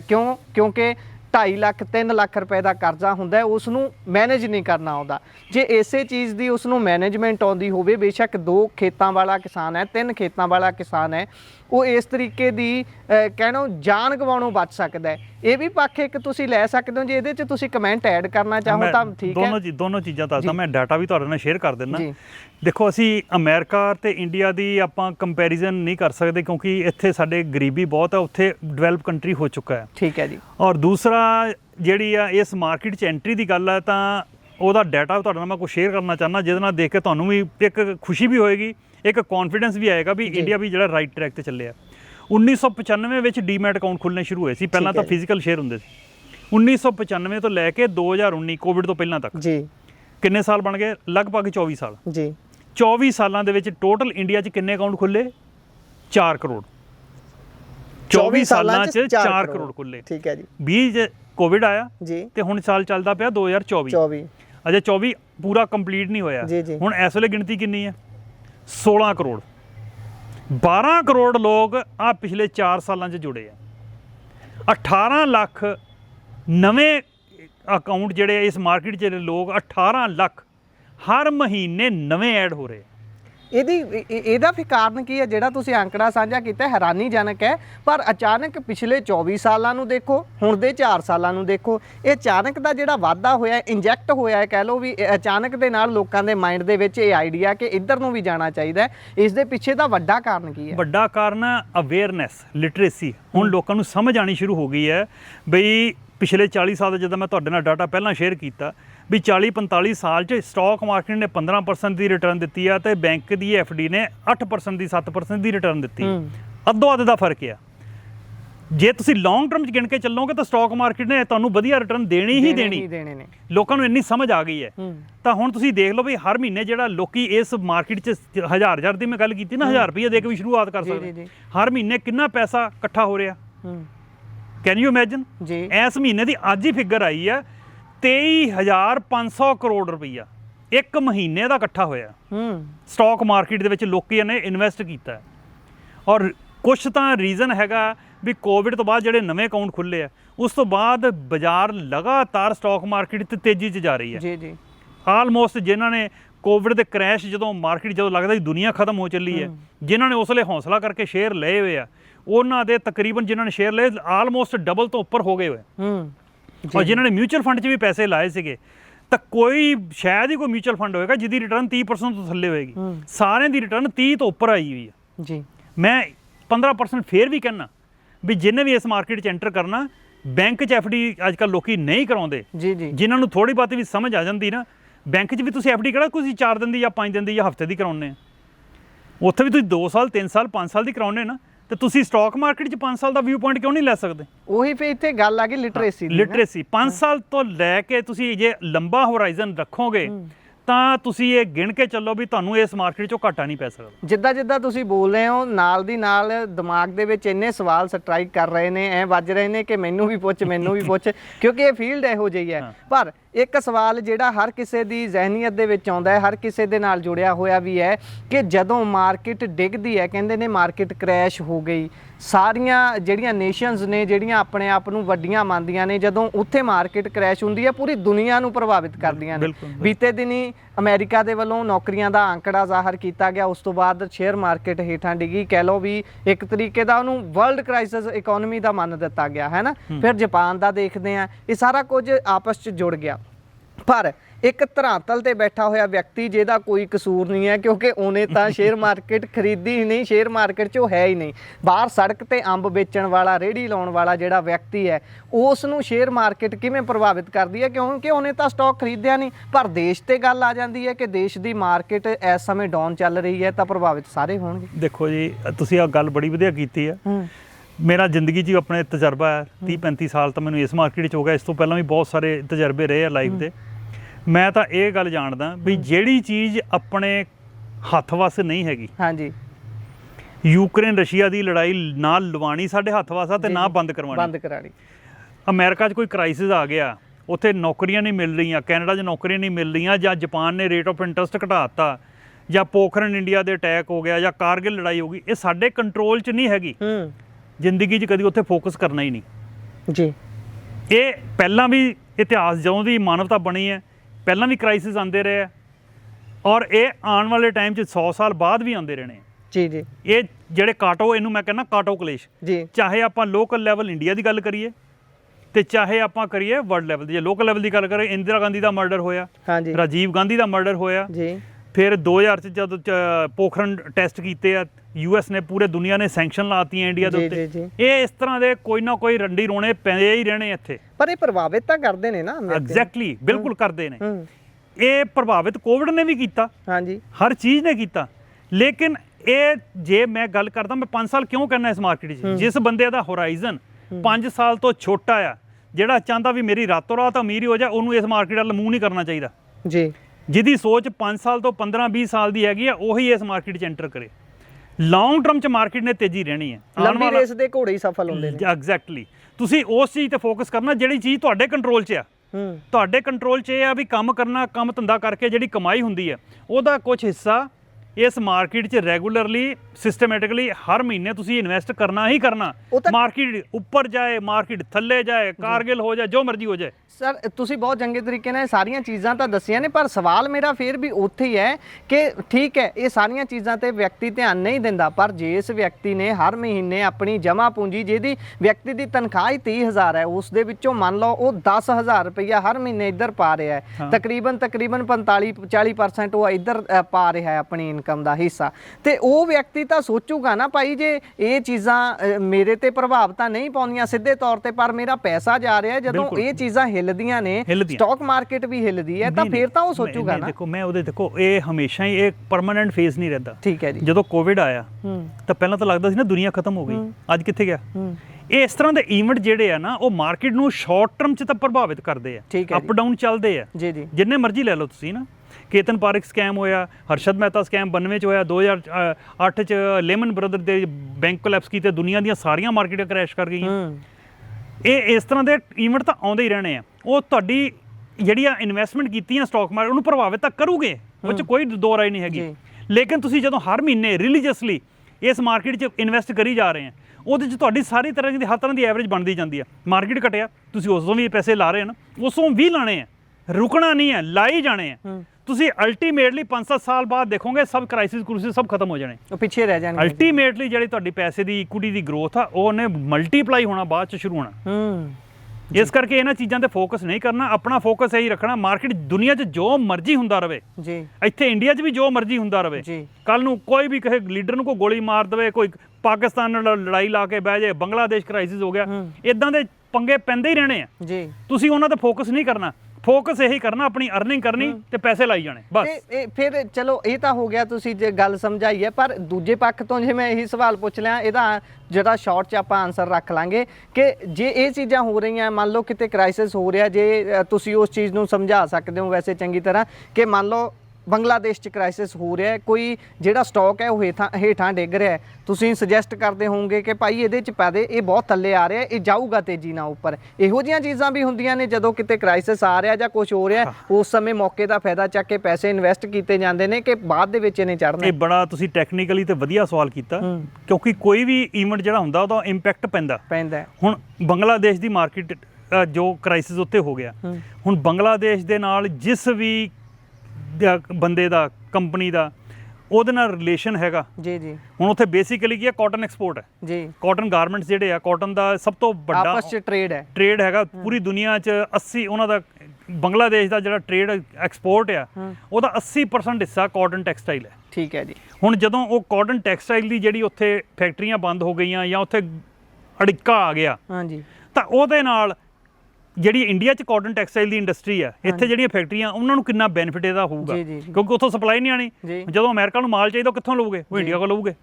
ਤਾਂ ਉਹ 'ਚ ਕਿਹਨੂੰ ਬੈਨੀਫਿਟ ਮਿਲ ਸਕਦਾ? ਲੇਕਿਨ ਇਹ ਜਿਹੜੀਆਂ ਬਰੀਕੀਆਂ ਨਾ, ਇਹ ਆਮ ਬੰਦੇ ਦੇ ਜਿਹੜਾ ਕੋਈ ਨੌਕਰੀ ਪੇਸ਼ਾ ਬੰਦਾ ਜਾਂ ਜਿਹੜਾ ਹੋਰ ਆਪਣੇ ਕੰਮ ਧੰਦੇ 'ਚ ਲੱਗਾ, ਉਹਦੇ ਕੋਲ ਇੰਨੀਆਂ ਚੀਜ਼ਾਂ ਦਾ ਐਨਾਲਾਈਜ਼ ਕਰਨਾ ਪੋਸੀਬਲ ਨਹੀਂ ਹੁੰਦਾ। ਇੱਥੇ ਰੋਲ ਆਉਂਦਾ ਮਿਊਚੁਅਲ ਫੰਡ ਦਾ। ਇਹੀ ਕਾਰਨ ਬਣਦਾ ਹੈ ਕਿ ਹਰ ਬੰਦਾ ਡਰਦਾ ਹੈ ਕਿ ਭਾਈ ਰਹਿਣ ਦੇ ਇਸ ਨਹੀਂ, ਉਸ 'ਚ ਜਾਣਾ ਹੀ ਨਹੀਂ ਨਾ ਆਪਾਂ। ਦੇਖੋ, ਜਦੋਂ ਅਸੀਂ ਕੰਪਨੀਆਂ ਦੇ ਚੱਕਰ 'ਚ ਪਾਉਂਗੇ ਨਾ, ਤਾਂ ਤੁਸੀਂ ਕੋਈ ਕੰਪਨੀ ਲੈ ਲਈ ਨਾ, ਉਹ ਜ਼ੀਰੋ ਹੋ ਸਕਦੀ ਤੁਹਾਡੀ। ਠੀਕ ਹੈ ਜੀ। ਉਹ ਜ਼ੀਰੋ ਹੋ ਸਕਦੀ ਆ। ਵੱਡੇ ਵੱਡੇ ਅੰਬਾਨੀ ਦਾ ਜਿਹਦੇ ਨਾਲ ਦੇ ਨਾਮ ਅੰਬਾਨੀ ਲੱਗਾ ਪਿਆ, ਮੈਂ ਉਸ ਕੰਪਨੀ ਦੇ ਸ਼ੇਅਰ ਦਿਖਾ ਦੇਣਾ 700 ਰੁਪਏ ਤੋਂ 2 ਰੁਪਏ ਆਏ ਇਹਨੂੰ। ਅੱਛਾ ਜੀ। ਹਾਂਜੀ, ਅਨਿਲ ਅੰਬਾਨੀ ਦੇ ਸ਼ੇਅਰ ਕਿਸੇ ਟਾਈਮ ਉਹਦਾ ਸ਼ੇਅਰ 700 ਰੁਪਏ ਭਾਅ ਹੁੰਦਾ ਸੀ, ਹੁਣ 2 ਰੁਪਏ ਤੱਕ ਥੱਲੇ ਆ ਗਿਆ। ਤੇ ਅੰਬਾਨੀ ਤੋਂ ਉੱਪਰ ਨਾ ਤਾਂ ਕੋਈ ਨਹੀਂ ਨਾ ਇੰਡੀਆ 'ਚ। ਇਸ ਕਰਕੇ ਆਪਾਂ ਕੰਪਨੀਆਂ ਤੇ ਮੈਂ ਬਾਰ-ਬਾਰ ਇਹੀ ਕਹੂੰਗਾ, ਜਿੰਨੇ ਵੀ ਤੁਹਾਡੇ ਦਰਸ਼ਕ ਆ, ਵੀ ਕੰਪਨੀਆਂ ਉੱਤੇ ਫੋਕਸ ਨਹੀਂ ਕਰਨਾ। ਉਹ 'ਚ ਰਿਸਕ ਹੈਗਾ ਤੁਹਾਡਾ, ਉਹ 'ਚ ਪੈਸੇ ਜ਼ੀਰੋ ਹੋ ਸਕਦੇ ਆ। ਲੇਕਿਨ ਜਿਹੜਾ ਰਸਤਾ ਮੈਂ ਦੱਸ ਰਿਹਾ ਤੁਹਾਨੂੰ, ਜਿਹੜਾ ਮਿਊਚੁਅਲ ਫੰਡ ਦਾ ਰਸਤਾ, ਮਿਊਚੁਅਲ ਫੰਡ 'ਚ ਲਾਉਂਗੇ, 5 ਸਾਲ ਤੋਂ ਵੱਡੀ ਅਵਧੀ 'ਚ ਲਾਉਂਗੇ, ਕਦੀ ਤੁਹਾਡੇ ਪੈਸੇ ਜ਼ੀਰੋ ਨਹੀਂ ਹੋਊਗੇ। ਇਹ ਤਾਂ 100% ਆ, ਔਰ 99.99% ਤੁਹਾਡੇ ਨੂੰ ਨੁਕਸਾਨ ਨਹੀਂ ਹੋਊਗਾ। ਸਰ, ਇਹ ਜ਼ਰੂਰ ਦੱਸ ਦਿਓ, ਹੁਣ ਮਿਊਚੁਅਲ ਫੰਡ ਆਪਾਂ ਸ਼ਬਦ ਵਰਤ ਲੈਂਦੇ ਆ, ਐਡ ਵੀ ਬਹੁਤ ਦਿਖਾਈ ਜਾਂਦੀ, ਸਹੀ ਹੈ ਫਲਾਨਾ ਟਮਕਾਨਾ, ਪਰ ਇੱਕ ਆਮ ਸਧਾਰਨ ਪਿੰਡ ਵਿੱਚ ਬੈਠਾ ਹੋਇਆ ਵਿਅਕਤੀ ਫੋਨ ਤੇ YouTube Facebook ਤੇ ਇਹ ਵੀਡੀਓ ਸਾਡੀ ਦੇਖ ਰਿਹਾ, ਉਹਨੂੰ ਨਹੀਂ ਪਤਾ ਮਿਊਚੁਅਲ ਫੰਡ ਕੀ ਹੁੰਦਾ। ਸਧਾਰਨ ਭਾਸ਼ਾ 'ਚ ਸਮਝਾਉਣਾ ਹੋਵੇ ਤਾਂ ਮਿਊਚੁਅਲ ਫੰਡ ਕੀ ਹੈ? ਮਿਊਚੁਅਲ ਫੰਡ ਵਾਸਤੇ ਦੇਖੋ ਜੀ, ਕੋਈ ਵੀ ਜਿਹੜਾ ਰਜਿਸਟਰਡ ਬ੍ਰੋਕਰ ਹੈਗਾ SEBI ਦਾ, ਉਹਨੂੰ ਅਪਰੋਚ ਕਰਨਾ ਪਊਗਾ ਤੁਹਾਨੂੰ। ਉੱਥੇ ਪਹਿਲਾਂ ਇੱਕ ਅਕਾਊਂਟ ਖੁਲਾਉਣਾ ਪਏਗਾ ਤੁਹਾਨੂੰ। ਠੀਕ ਹੈ ਜੀ। ਅਕਾਊਂਟ ਖੁਲਾਉਣ ਵਾਸਤੇ ਸਿੰਪਲ ਜਿਹੀਆਂ ਫਾਰਮੈਲਿਟੀਜ਼ ਹੁੰਦੀਆਂ, ਜਿੱਦਾਂ ਬੈਂਕ 'ਚ ਤੁਸੀਂ ਅਕਾਊਂਟ ਖੁਲਾਉਂਦੇ ਉਸੇ ਤਰੀਕੇ ਨਾਲ ਅਕਾਊਂਟ ਖੁੱਲ੍ਹਦਾ। ਉਹ 'ਚ ਤੁਹਾਡੀ ਫੋਟੋਗ੍ਰਾਫ, ਪੈਨ ਕਾਰਡ, ਆਧਾਰ ਕਾਰਡ, ਬੈਂਕ ਦਾ ਪ੍ਰੂਫ, ਰੈਜ਼ੀਡੈਂਸ ਦਾ ਪ੍ਰੂਫ, ਇਹ ਸਾਰੇ ਡਾਕੂਮੈਂਟਸ ਵਗੈਰਾ ਸਾਰੇ ਨਾਲ ਲੱਗਦੇ ਆ। ਤੇ ਇੱਕ ਦਿਨ ਦੇ ਵਿੱਚ ਤੁਹਾਡਾ ਅਕਾਊਂਟ ਖੁੱਲ੍ਹ ਜਾਂਦਾ। ਠੀਕ ਹੈ ਜੀ। ਤੇ ਜਿਹੜਾ ਤੁਹਾਡਾ ਸੇਵਿੰਗ ਅਕਾਊਂਟ ਹੈ, ਉਹ ਤੁਹਾਡੇ ਉਹਦੇ ਨਾਲ ਅਕਾਊਂਟ ਨਾਲ ਲਿੰਕ ਹੋ ਜਾਂਦਾ। ਤੇ ਤੁਸੀਂ ਇਹ ਦੱਸ ਦੇਣਾ ਹੁੰਦਾ, ਇਹ ਤਰੀਕ ਤੁਸੀਂ ਦੱਸਣੀ ਹੁੰਦੀ ਵੀ ਮਹੀਨੇ ਦੀ ਇਸ ਤਰੀਕ ਨੂੰ ਮੇਰਾ 1000 ਰੁਪਏ ਮਹੀਨਾ ਜਾਂ 2000 ਰੁਪਏ ਮਹੀਨਾ ਜਾਂ 10000 ਰੁਪਏ ਮਹੀਨਾ, ਜਿੰਨਾ ਵੀ ਤੁਸੀਂ ਕਰਨਾ ਚਾਹੁੰਦੇ ਵੀ ਇਸ ਤਰੀਕ ਨੂੰ ਮੈਨੂੰ 5 ਤਰੀਕ ਨੂੰ ਮੇਰੀ ਤਨਖਾਹ ਆਉਂਦੀ ਆ, ਤੁਸੀਂ ਮੇਰਾ 8 ਤਰੀਕ ਨੂੰ ਜਾਂ 10 ਤਰੀਕ ਨੂੰ ਮੇਰੇ ਖਾਤੇ 'ਚੋਂ ਇੰਨਾ ਪੈਸਾ ਤੁਸੀਂ ਮੇਰਾ ਹਰ ਮਹੀਨੇ ਕੱਢ ਕੇ ਜਮ੍ਹਾਂ ਲਾ ਦਿਓ। ਉਹ ਸਟੈਂਡਿੰਗ ਇੰਸਟਰਕਸ਼ਨ ਹੋ ਜਾਂਦੀ ਹੈ। ਉਹ ਹਰ ਮਹੀਨੇ ਆਟੋਮੈਟਿਕਲੀ ਉਹਨੇ ਪੈਸੇ ਤੁਸੀਂ ਉਸ ਮਿਊਚੁਅਲ ਫੰਡ ਦੇ ਵਿੱਚ ਤੁਸੀਂ ਲਾ ਸਕਦੇ ਹੋ। ਔਰ ਇਹਦੇ 'ਚ ਮੈਂ ਹੋਰ 2-3 ਚੀਜ਼ਾਂ ਥੋੜ੍ਹੀਆਂ ਕਲੀਅਰ ਕਰਾਂ ਆਮ ਬੰਦੇ ਜਿਨ੍ਹਾਂ ਨੂੰ ਇਸ ਬਾਰੇ ਬਹੁਤਾ ਨਹੀਂ ਪਤਾ। ਇਹਦੇ 'ਚ ਸਭ ਤੋਂ ਵੱਡੀ ਖੂਬੀ ਇਹ ਹੁੰਦੀ ਹੈ, ਇਹਦੇ 'ਚ ਕੋਈ ਲੌਕ ਇਨ ਪੀਰੀਅਡ ਨਹੀਂ ਹੁੰਦਾ। ਕਿਸੇ ਵੀ ਟਾਈਮ ਤੁਸੀਂ ਕਿਸੇ ਵੀ ਟਾਈਮ ਤੇ ਤੁਸੀਂ ਪਾਰਸ਼ਲ ਜਾਂ ਫੁੱਲੀ ਜੀ, ਵੀ ਤੁਹਾਡਾ ਅਕਾਊਂਟ ਦਾ ਬਣ ਗਿਆ 50000 ਬਣ ਗਿਆ, ਲੱਖ ਬਣ ਗਿਆ, ਲੇਕਿਨ ਤੁਹਾਨੂੰ ਐਮਰਜੈਂਸੀ ਪੈ ਗਈ ਜੀ, ਤੁਹਾਨੂੰ 25000 ਰੁਪਏ ਚਾਹੀਦਾ, ਤਾਂ ਤੁਸੀਂ 25000 ਵਿਡਰਾਅ ਕਰ ਸਕਦੇ ਹੋ। ਤੁਹਾਨੂੰ ਲੱਖ ਹੀ ਚਾਹੀਦਾ, ਤੁਸੀਂ ਲੱਖ ਵੀ ਕਢਾ ਸਕਦੇ ਹੋ, ਕੋਈ ਦਿੱਕਤ ਨਹੀਂ ਹੈਗੀ। ਤੁਸੀਂ ਇਹ ਤਾਂ ਹੋ ਗਈ ਐਮਰਜੈਂਸੀ ਪੈ ਗਈ। ਹੁਣ ਤੁਸੀਂ 1000 ਰੁਪਏ ਮਹੀਨੇ ਜਾਂ 5000 ਰੁਪਏ ਮਹੀਨਾ ਲਾ ਰਹੇ ਸੀ, ਤੁਸੀਂ ਇੱਕ ਵੇਲੇ ਕੰਪਨੀ ਤੋਂ ਕਿਤੋਂ ਬੋਨਸ ਮਿਲਿਆ, ਤੁਹਾਨੂੰ 25000 ਰੁਪਏ ਲਮਸਮ ਆ ਗਿਆ। ਤੁਸੀਂ ਕਹਿੰਦੇ ਵੀ ਮੇਰਾ 5000 ਦਾ ਜਿਹੜਾ ਲੱਗਦਾ ਉਹ ਲੱਗੀ ਜਾਏ, ਇਹ ਮੇਰਾ 25000 ਰੁਪਇਆ ਮੈਨੂੰ ਇੱਕ ਵਾਰੀ ਵਨ ਟਾਈਮ ਆਇਆ, ਮੇਰਾ ਇਹ ਵੀ ਮਿਊਚੁਅਲ ਫੰਡ 'ਚ ਲਾ ਦਿਓ। ਉਸ ਵੇਲੇ ਤੁਹਾਨੂੰ ਫਿਰ ਕੰਟੈਕਟ ਕਰਨਾ ਪਏਗਾ ਆਪਣੇ ਜਿਹੜੇ ਕੋਈ ਵੀ ਤੁਸੀਂ ਅਕਾਊਂਟ ਖੁਲਾਇਆ, ਵੀ ਮੇਰੇ ਅਕਾਊਂਟ 'ਚ 25000 ਰੁਪਏ ਮੈਂ ਐਕਸਟਰਾ ਜਮ੍ਹਾਂ ਕਰਾਇਆ, ਇਹ ਵੀ ਮੇਰਾ ਮਿਊਚੁਅਲ ਫੰਡ 'ਚ ਲਗਾ ਦਿਓ। ਠੀਕ ਹੈ ਜੀ। ਇਹ ਤੁਸੀਂ ਟੌਪ ਅਪ ਵੀ ਕਰ ਸਕਦੇ ਆ। ਔਰ ਕਦੀ ਇਹ ਵੀ ਹੋ ਸਕਦਾ ਬਈ ਇਸ ਮਹੀਨੇ ਮੇਰਾ ਥੋੜ੍ਹਾ ਹੱਥ ਤੰਗ ਆ, ਮੇਰਾ ਖਰਚਾ ਬੱਚਿਆਂ ਦੀ ਸਕੂਲ ਦੀ ਫੀਸ ਦੇਣੀ, ਇਸ ਮਹੀਨੇ ਮੇਰੇ ਕੋਲ ਪੈਸੇ ਹੈ ਨਹੀਂ ਤੇ ਇਸ ਮਹੀਨੇ ਮੈਂ ਨਹੀਂ ਦੇਣਾ ਚਾਹੁੰਦਾ। ਅੱਛਾ। ਤਾਂ ਤੁਸੀਂ ਉਹ ਜਿੱਥੇ ਤੁਸੀਂ ਅਕਾਊਂਟ ਖੁਲਾਇਆ ਉੱਥੇ ਦੱਸਣਾ ਪਏਗਾ ਵੀ ਇਸ ਮਹੀਨੇ ਮੇਰੇ ਅਕਾਊਂਟ 'ਚ 10000 ਰੁਪਇਆ ਨਹੀਂ ਹੋਣਾ, ਤੇ ਤੁਸੀਂ ਮੇਰਾ ਇਸ ਵਾਰੀ ਉਹ ਇੰਸਟਾਲਮੈਂਟ ਨਾਲ ਕੱਟਿਓ। ਉਹ ਪਹਿਲਾਂ ਤੁਸੀਂ ਇਨਫੋਰਮ ਕਰ ਦਿੱਤਾ, ਫਿਰ ਕੋਈ ਖਰਚਾ ਨਹੀਂ ਪੈਂਦਾ। ਲੇਕਿਨ ਬੈਂਕ ਨੇ ਤਾਂ ਤੁਹਾਨੂੰ ਚਾਰਜਿਸ ਪਾ ਦੇਣੇ ਆ। ਅੱਛਾ ਜੀ। ਉਹ ਚੈੱਕ ਬਾਉਂਸ ਤੇ ਜਦੋਂ ਚਾਰਜਿਸ ਪੈਂਦੇ ਨਾ, ਜੇ ਤੁਸੀਂ ਉਹ ਪਹਿਲਾਂ ਨਾ ਇਨਫੋਰਮ ਕੀਤਾ ਫਿਰ ਉਹ ਤੁਹਾਨੂੰ ਚਾਰਜਿਸ ਪੈ ਜਾਣਗੇ, ਆਟੋ ਡਿਡਕਸ਼ਨ ਹੋ ਜਾਂਦਾ। ਮਤਲਬ ਕੋਈ ਕੰਪਲਸ਼ਨ ਨਹੀਂ ਹੈਗੀ। ਤੁਹਾਡਾ ਹੱਥ ਤੰਗ ਆ, ਤੁਸੀਂ ਕਿਸ਼ਤ ਨਾ ਜਮ੍ਹਾਂ ਕਰਾਓ, ਤੁਹਾਡੇ ਕੋਲ ਸਰਪਲਸ ਪਿਆ, ਤੁਸੀਂ ਡਬਲ ਪੈਸੇ ਜਮ੍ਹਾਂ ਕਰਾ ਲਓ। ਤੁਹਾਨੂੰ ਥੋੜੇ ਪੈਸੇ ਦੀ ਲੋੜ ਆ, ਥੋੜਾ ਕਢਾ ਲਓ, ਜ਼ਿਆਦਾ ਕਢਾਉਣਾ ਚਾਹੁੰਦੇ ਜ਼ਿਆਦਾ ਕਢਾ ਲਓ, ਸਾਰੇ ਕਢਾਉਣੇ ਚਾਹੁੰਦੇ ਸਾਰਾ ਕਢਾ ਲਓ, ਕੋਈ ਦਿੱਕਤ ਨਹੀਂ ਹੁੰਦੀ। 24 hour but next working day ਜਿੱਦਾਂ ਤੁਸੀਂ ਰਿਕੁਐਸਟ ਭੇਜੀ ਵਿਡਰਾਅਲ ਦੀ, ਨੈਕਸਟ ਵਰਕਿੰਗ ਡੇ ਤੁਹਾਡੇ ਖਾਤੇ 'ਚ ਪੈਸੇ ਆ ਜਾਂਦੇ। ਤੁਹਾਡੇ ਇਹ ਸਾਰੇ ਜਿਹੜਾ ਆਪਾਂ ਬਹੁਤ ਗੰਭੀਰ ਚਰਚਾ ਕਰ ਰਹੇ ਸੀ, ਇਸ ਤੋਂ ਬਿਲਕੁਲ ਇੱਕ ਪਾਸੇ ਦਾ ਸਵਾਲ ਹੈ, ਪਰ ਸਵਾਲ ਰੌਚਕ ਹੈ। ਬਹੁਤ ਸਾਰੇ ਲੋਕ ਇਸ ਚੀਜ਼ ਦੀ ਜਾਣਕਾਰੀ ਚਾਹੁੰਦੇ ਹੋਣਗੇ, ਬਹੁਤਿਆਂ ਨੂੰ ਹੋਊਗੀ ਵੀ, ਪਰ ਮੇਰੇ ਲਈ ਰੌਚਕਤਾ ਹੈ ਕਿਉਂਕਿ ਸ਼ਾਇਦ ਮੇਰੇ ਗਿਆਨ ਦੇ ਵਿੱਚ ਇਸ ਨਾਲ ਬਹੁਤ ਵਾਧਾ ਹੋਊਗਾ। ਜਿਹੜਾ ਸਟਾਕ ਐਕਸਚੇਂਜ ਦੇ ਬਾਹਰ ਬੁੱਲ ਲੱਗਾ ਹੁੰਦਾ ਹੈ, ਤੁਹਾਡੇ ਵੀ ਬਿਲਕੁਲ ਬਾਹਰ ਲੱਗਾ ਹੋਇਆ, ਉਹ ਬੁੱਲ ਕੀ ਦਰਸਾਉਂਦਾ ਹੈ? ਉਹ ਕਿਸ ਦੀ ਸਿੰਬੋਲਿਕ ਹੈ? ਉਹ ਸਿੰਬੋਲਿਕ ਹੈ। ਸਾਡੇ ਮਾਰਕੀਟ 'ਚ ਨਾ, ਸਟਾਕ ਮਾਰਕੀਟ 'ਚ 2 ਜਾਨਵਰ ਜਿਹੜੇ ਆ ਨਾ ਉਹ ਗਿਣੇ ਜਾਂਦੇ, ਬੁੱਲ ਤੇ ਬੀਅਰ। ਠੀਕ ਹੈ ਜੀ। ਬੁੱਲ ਜਿਹੜਾ ਉਹ ਕਹਿੰਦੇ ਤੇਜ਼ੀ ਦਾ, ਠੀਕ ਹੈ ਜੀ, ਤੇ ਬੀਅਰ ਹੁੰਦਾ ਉਹ ਮੰਦੀ ਦਾ। ਉਹਦਾ ਬਿਹੇਵੀਅਰ ਤੋਂ ਬਣਾਏ ਆ। ਕਿਉਂ? ਤੁਸੀਂ ਕਹਿੰਦੇ ਨਾ ਜਦੋਂ ਸਾਂਢ ਭੂਤਰ ਗਿਆ, ਹਾਂਜੀ, ਉਹ ਕੀ ਕਰਦਾ, ਉਹ ਸਿੰਗਾਂ ਨਾਲ ਸਾਈਕਲ ਤੇ ਤੁਸੀਂ ਦੇਖੋਗੇ ਨਾ, ਮੋਟਰਸਾਈਕਲ ਸਕੂਟਰ ਪਏ ਚੱਕ ਕੇ ਐ ਮਾਰਦਾ ਉਹਨਾਂ ਨੂੰ, ਐ ਮਾਰਦਾ ਚੱਕ ਕੇ ਗਾਂਹ ਮਾਰਦਾ। ਜਦੋਂ ਸਟਾਕ ਮਾਰਕੀਟ ਤੇਜ਼ੀ ਹੁੰਦੀ ਨਾ, ਉਹ ਚੱਕ ਕੇ ਸਟਾਕ ਮਾਰਕੀਟ ਐ ਉੱਪਰ ਜਾਂਦੀ ਹੈ, ਉੱਚੇ ਨੂੰ ਚੁੱਕਦੀ ਹੈ, ਉਹਨੂੰ ਕਹਿੰਦੇ ਬੁੱਲ ਮਾਰਕੀਟ। ਜਦੋਂ ਤੇਜ਼ੀ ਹੁੰਦੀ ਉਹਨੂੰ ਕਹਿੰਦੇ ਬੁੱਲ ਮਾਰਕੀਟ। ਤੇ ਜਦੋਂ ਮਾਰਕੀਟ ਮੰਦੀ ਹੋਏ, ਬੀਅਰ ਕਿੱਦਾਂ ਜਿਹੜੇ ਰਿਚ ਆ, ਹਾਂਜੀ, ਉਹ ਬੰਦੇ ਨੂੰ ਕਿੱਦਾਂ ਆਪਣੇ ਸ਼ਿਕਾਰ ਨੂੰ ਕਹਿੰਦਾ, ਉਹ ਜਦੋਂ ਵੀ ਆਊਗਾ ਕੋਈ ਸ਼ਿਕਾਰ ਉਹਦਾ ਆਇਆ, ਉਹਨੂੰ ਆਪਣੀ ਪਕੜ 'ਚ ਲੈਂਦਾ, ਹੌਲੀ ਹੌਲੀ ਕਰਕੇ ਉਹਨੂੰ ਘੁੱਟ ਕੇ ਉਹਨੂੰ ਮਾਰਦਾ। ਬੀਅਰ ਗ੍ਰਿਪ ਕਹਿੰਦੇ ਉਹਨੂੰ। ਸਾਡੇ ਸਟਾਕ ਮਾਰਕੀਟ ਜਦੋਂ ਮਾਰਕੀਟ ਘਟਣੀ ਸ਼ੁਰੂ ਹੁੰਦੀ ਨਾ, ਉਹਨੂੰ ਕਹਿੰਦੇ ਬੀਅਰ ਗ੍ਰਿਪ 'ਚ ਆ ਗਈ।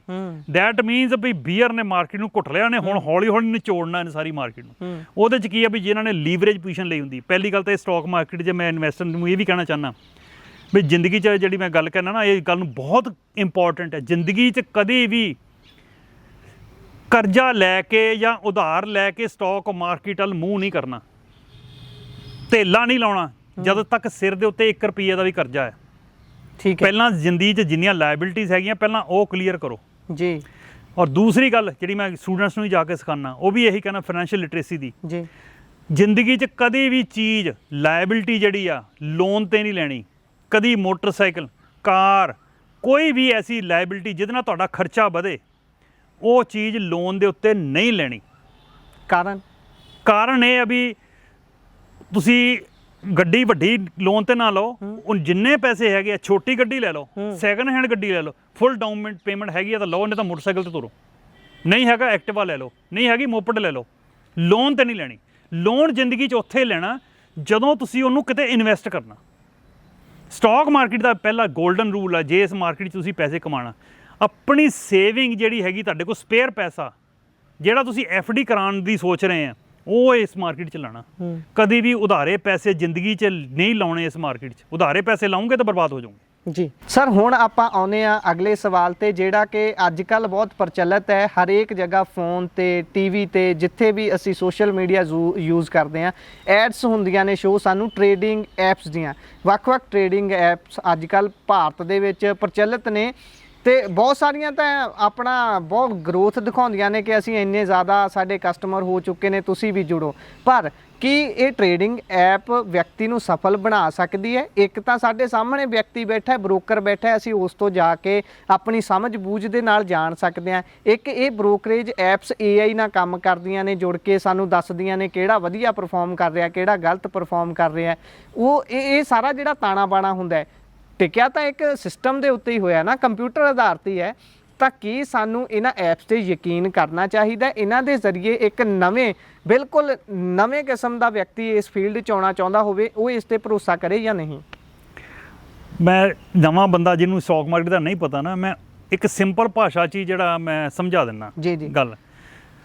ਜਿਹੜੀ ਟ੍ਰੇਡਿੰਗ ਹੈ ਨਾ, ਇਹ ਜ਼ੀਰੋ ਸਮ ਗੇਮ ਹੈ ਜੀ। ਜ਼ੀਰੋ ਸਮ, ਹੁਣ ਤੁਸੀਂ ਪੁੱਛੋਗੇ ਵੀ ਇਹ ਕਿਹੜਾ ਨਵਾਂ ਨਾਂ ਲੈਤਾ ਜ਼ੀਰੋ ਸਮ ਗੇਮ। ਮੈਂ ਲੇਮੈਨ ਦੀ ਭਾਸ਼ਾ ਦੱਸਦਾ, ਦੋ ਬੰਦੇ ਤਾਸ਼ ਖੇਡਦੇ ਪਏ ਪੈਸੇ ਲਾ ਕੇ। ਹਾਂਜੀ, ਮੈਨੂੰ ਤੁਸੀਂ ਇਹ ਦੱਸੋ ਵੀ ਦੋਨੋਂ ਜਿੱਤ ਸਕਦੇ? ਨਹੀਂ, ਕਦੀ ਨਹੀਂ। ਇੱਕ ਬੰਦਾ ਉਨੇ ਹੀ ਪੈਸੇ ਜਿੱਤੂਗਾ ਜਿੰਨਾ ਦੂਜਾ ਬੰਦਾ ਹਾਰੂਗਾ। That is zero sum game. ਵੀ ਇੱਕ ਬੰਦੇ ਦਾ ਜਿੰਨਾ ਪ੍ਰੋਫਿਟ ਆ, ਦੂਜੇ ਦਾ ਇਕੁਇਵਲੈਂਟ ਲਾਸ ਆ। ਕਲੀਅਰ ਹੋ ਗਿਆ ਜ਼ੀਰੋ ਸਮ ਕੀ ਆ? ਟ੍ਰੇਡਿੰਗ ਜਿਹੜੀ ਜ਼ੀਰੋ ਸਮ ਗੇਮ ਆ। ਔਰ ਇਹ ਵੀ ਹੈ ਡਾਟਾ ਆਲ ਓਵਰ ਵਰਲਡ, ਨਾ ਕੇਵਲ ਹੁਸ਼ਿਆਰਪੁਰ ਦਾ, ਪੰਜਾਬ ਦਾ ਜਾਂ ਇੰਡੀਆ ਦਾ, ਮੈਂ ਦੁਨੀਆ ਦੇ ਡਾਟੇ ਦੀ ਗੱਲ ਕਰ ਰਿਹਾ। ਦੁਨੀਆ ਦੇ ਵਿੱਚ 85 ਤੋਂ 95% ਲੋਕ ਜਿਹੜੇ ਟ੍ਰੇਡਿੰਗ ਐਪ ਦੀ ਗੱਲ ਕਰ ਰਹੇ ਜਾਂ ਟ੍ਰੇਡਿੰਗ ਕਰਦੇ ਆ, ਆਪਣਾ ਸਭ ਕੁਝ ਜ਼ਿੰਦਗੀ ਦਾ ਗਵਾ ਲੈਂਦੇ ਆ। ਆਪਣੀਆਂ ਸੇਵਿੰਗ, ਆਪਣਾ ਪ੍ਰੋਵੀਡੈਂਟ ਫੰਡ, ਆਪਣਾ ਪੀਸ ਆਫ ਮਾਈਂਡ, ਆਪਣਾ ਬਿਜ਼ਨਸ, ਆਪਣੀ ਨੌਕਰੀ, ਸਭ ਕੁਝ ਹੱਥੋਂ ਡਿਸਟਰਬ ਹੋ ਜਾਂਦੇ ਆ।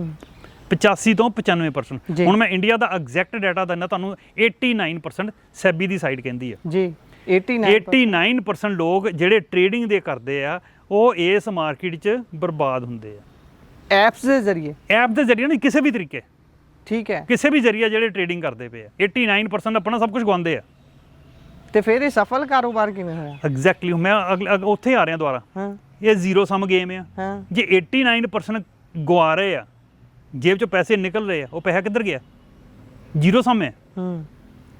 ਉਹ 11% ਬੰਦੇ ਜਿਹੜੇ ਆ ਉਹ ਕਮਾਏ। ਇੱਕ ਬੰਦੇ ਦਾ ਲਾਸ ਆ, ਦੂਜੇ ਦਾ ਪ੍ਰੋਫਿਟ ਹੈ, ਸੇਮ ਹੈ। ਬੈਂਕ ਨਿਫਟੀ ਚੱਲਦੀ ਪਈ 52,000, ਤੁਸੀਂ 52,000 'ਚ ਬੈਂਕ ਨਿਫਟੀ ਲੈ ਲਈ, ਸ਼ਾਮ ਨੂੰ ਹੋ ਗਈ 52,500, ਤੁਹਾਨੂੰ ਕਿੰਨੇ ਪੁਆਇੰਟ ਦਾ ਪ੍ਰੋਫਿਟ ਹੋਇਆ? 500 ਦਾ। ਤੁਸੀਂ ਜਦੋਂ 52,000 'ਚ ਲਈ ਹੈ, ਹਵਾ 'ਚ ਸੌਦਾ ਤਾਂ ਨਹੀਂ ਹੋਇਆ, ਤੁਸੀਂ ਕਿਸੇ ਨੇ ਵੇਚੀ ਹੈ ਤਾਂ ਤੁਸੀਂ ਲਈ, ਉਹਨੂੰ ਕਿੰਨੇ ਪੁਆਇੰਟ ਦਾ ਲਾਸ ਹੈ? 500। ਹੁਣ 89% ਬੰਦਿਆਂ ਨੇ ਪੈਸਾ ਗਵਾਇਆ, ਕਿੱਧਰ ਗਿਆ ਪੈਸਾ?